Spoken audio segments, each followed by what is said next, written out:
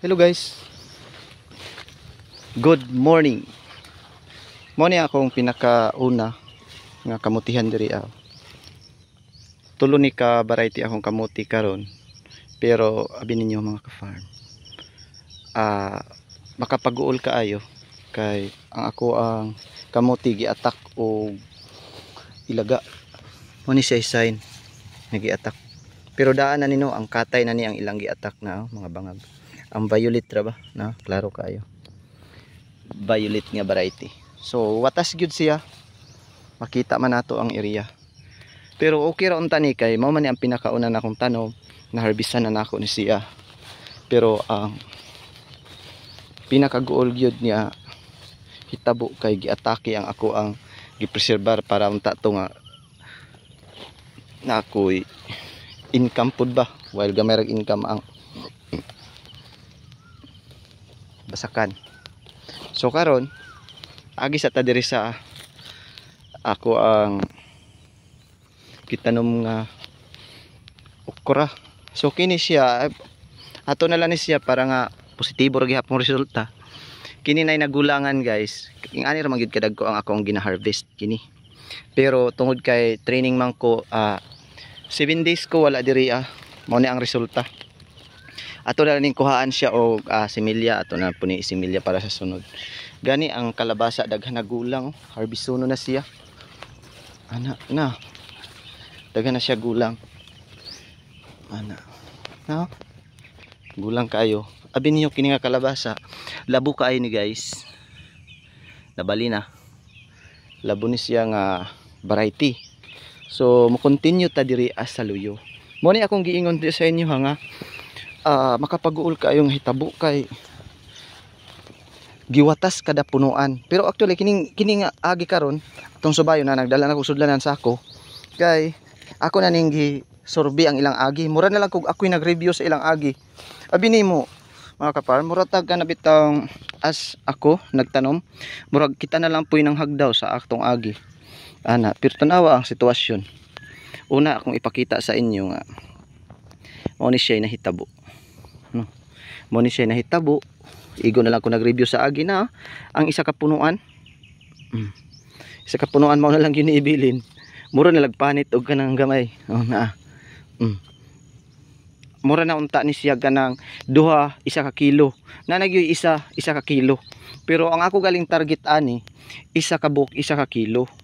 Kay aron dili masayang ba ang panahon dako tag yield. Pero unsa unta man ni kita naman hinuoy nag-apas. So karon mahimutang na lang og duha. So kini nga ni kadagko sobra no ni isa ka kilo ang duha. Pero kini mo abot man gud tag 1.2 1.5 kada isa.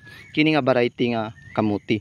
Mao na nga gisayangan ta na ako sa iyang edad karon nga bata pa ako na lang gi-apas. Kay ngano ako ipakita sa inyo ang ebidensya mga ka-farm.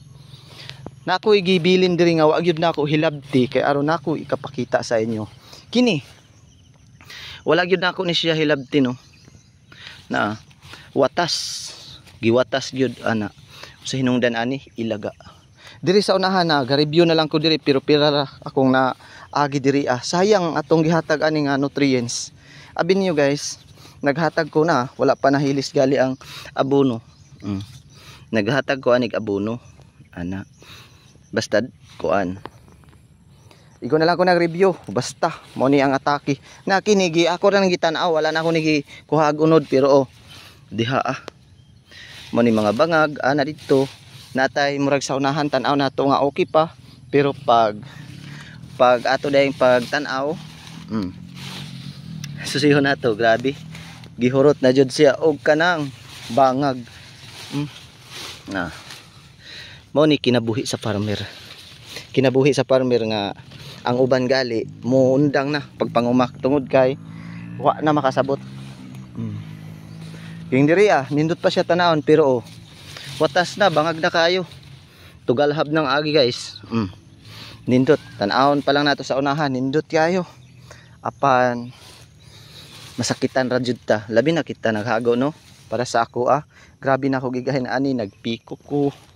Naghinlo, naguna, gipikuhan niya ang sakla pagyud guys kay kini nga imo na jud ning inapas nga panahon nga trabaho tungod kay naatay buluhaton nga mas labaw pa niini, mas bililhon pa na ani noon nga buluhaton. Apan ang panahon manggod sayang. Pero maabot man yun sa punto nga mubati tag ingon ani. Medyo di man ta ingon mahigawad sa atong kaugalingon. Tungod sa atong panahon karon napaydangan.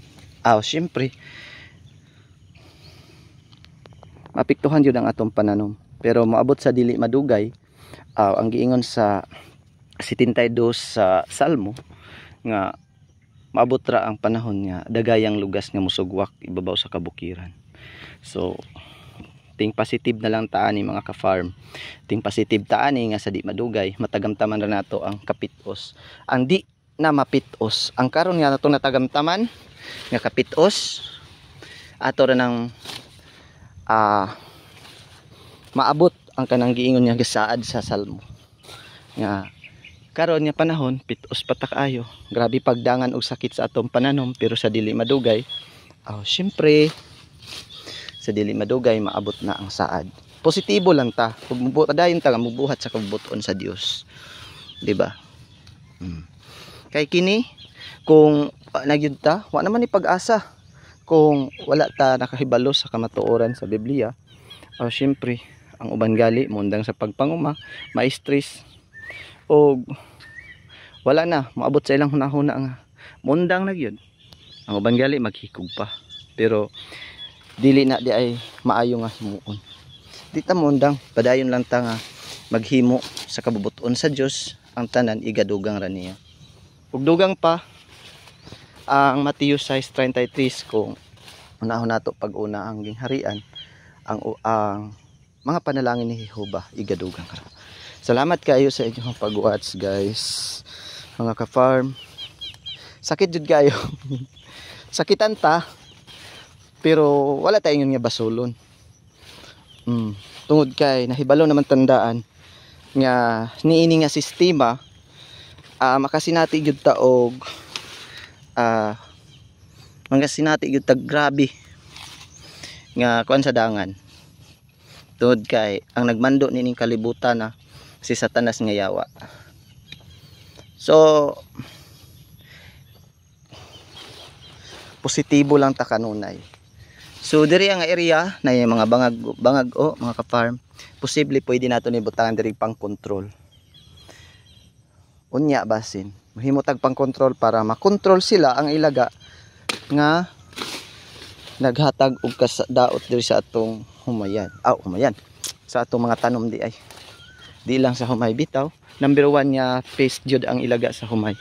Pero tanawa guys, makaabot pa ta ani og mga sobra or sobra 1,000 or 2,000 seeds nga atong matigom aning pwede po nato na siya ipang disperse atong mga higala mga farmer katong mo tanom kay aron pud nga mapusla na pa sa sunod nga cropping aron di ni mawala nga variety sa atong okra. Basta maura to dili ta ingon nga mawadaan og paglaom kanunay ra gihapon ta mo mananom kay aron nga makasurvive ang atong pamilya. Paka-harvest pud ta bisad ginagmay mga bilin na lang gud sa ilaga. Kini nagsugod na siya og bulak, naghatag og bulak ang ato ang violet man ni siya nga sili pero ingon sila di daw ni halang pero kaunon dai nimo kada hungit kaon kag 5 ka bunga halang na ana ang importante nga natay sili. Salamat kayo og maora to guys. Daghan area nga akong gipananuman na sa kamuti pero mao lagi na. Basta ang akong gikaingon kanunay kaninyo dasigon ta mo nga pananom lang gyud bahalag na idangan. Ang importante nga natay ka-supplement sa atong pamilya.